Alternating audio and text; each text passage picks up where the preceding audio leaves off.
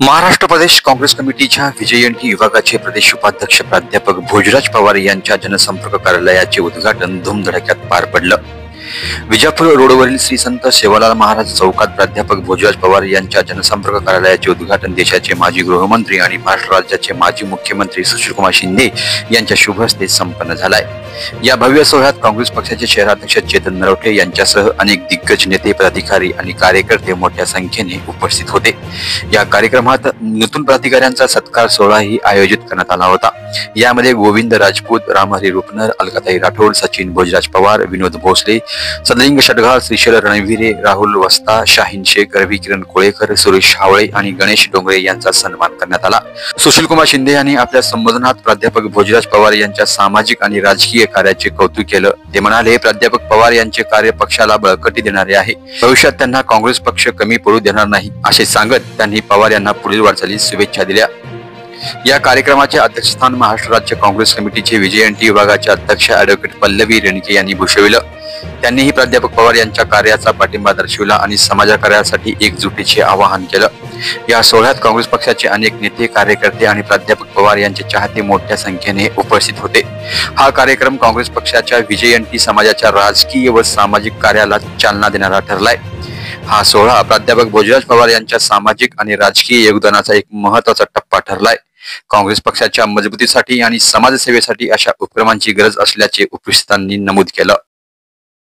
आता हे जे कार्यालयाचं उद्घाटन झालेलं आहे, या कार्यालयामध्ये केवळ आमचे भोजराज पवार साहेब काही भटक्या विमुक्तांचे प्रश्न सोडवणार नाहीयेत, केवळ काही भटक्या विमुक्तांच्या लोकांनाच तिथे ऍक्सेस असणार आहे असं नाही, तर या विभागातला सर्वसामान्य जनता असेल, महिला असेल, मागासवर्गीय असतील, या सगळ्यांचे दुःख, प्रश्न हे मनापासून सोडवण्याचं काम आमचे प्राध्यापक भोजराज पवार साहेब आणि त्यांची टीम इथे करणार आहे। आणि त्यामुळे मी त्यांना पुन्हा एकदा अभिनंदन करते की त्यांनी खूप चांगला स्तुत्य उपक्रम आज सोलापूरमध्ये केलेला आहे, जेणेकरून काँग्रेस बळकटीकरणाकडे त्यांनी एक पाऊल टाकलेलं आहे। धन्यवाद। या कार्याचं उद्घाटन करण्याची माझी संकल्पना शिंदे साहेबांसमोर मांडली, प्रणितीताई शिंदे समोर, खासदारांसमोर मांडला, नंतर आमच्या प्रदेश अध्यक्षा पल्लवीताई रेणके यांच्यासमोर मांडली आणि त्याला मूर्त स्वरूप आणण्यासाठी आजची तारीख शिंदे साहेबांनी आम्हाला दिली। आणि पल्लवीताई रेणके या आमच्या प्रदेश अध्यक्ष आहेत, त्यांनी या तारखेला येण्याचं कबूल केलं, त्याप्रमाणे हा कार्यक्रम आज आयोजित झाला।